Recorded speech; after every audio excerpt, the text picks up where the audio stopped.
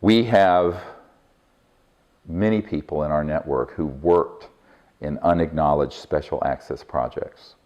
Now this is very different from a special access project or special access personnel. It was reported in the media about Hillary Clinton having access to SAP. Well, of course, many people do. A special access project is simply a compartmentalized project within the intelligence system. And you know, there are only 3 levels of classification: confidential, secret, and top secret. It's the compartment that you're in that is key. Now, Edward Snowden, he disclosed something called PRISM, among other things. PRISM was a special access project, but it was acknowledged. The president knew about it, the Congress knew about it, the key members of the intelligence committees. We're talking about unacknowledged special access projects that are funded to the tune of $100 to $200 billion a year that are illegal because they will not tell anyone that is not in that compartment what they're doing. And I have a number of people who worked in these projects. And for example, one Navy gentleman was in one project that was between $2 and $3 billion. One unacknowledged special access project compartment. These projects are exactly the fulfillment of what Eisenhower warned us about when he said, beware of the military-industrial complex. And so it's for this reason that I want people to understand that what we're exposing are not all secrets within the US government or all secrets within the British government. We're only exposing, and this is going to be the greatest expose in history on this, projects that are unacknowledged and are being run illegally. I want to make this distinction very clearly so that people do not get confused. There's a lot of confusion on this in the public.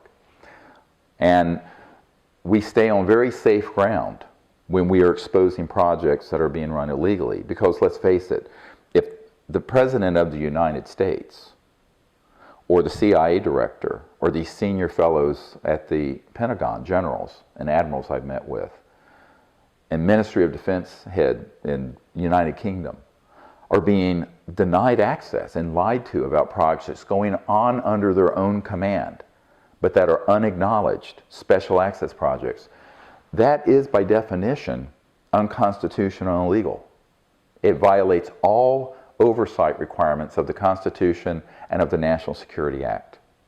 So we want to be really clear that those are the projects that we are going to bring forward and let people know about. And the reason these projects have such extreme secrecy around them is because the implications are so vast.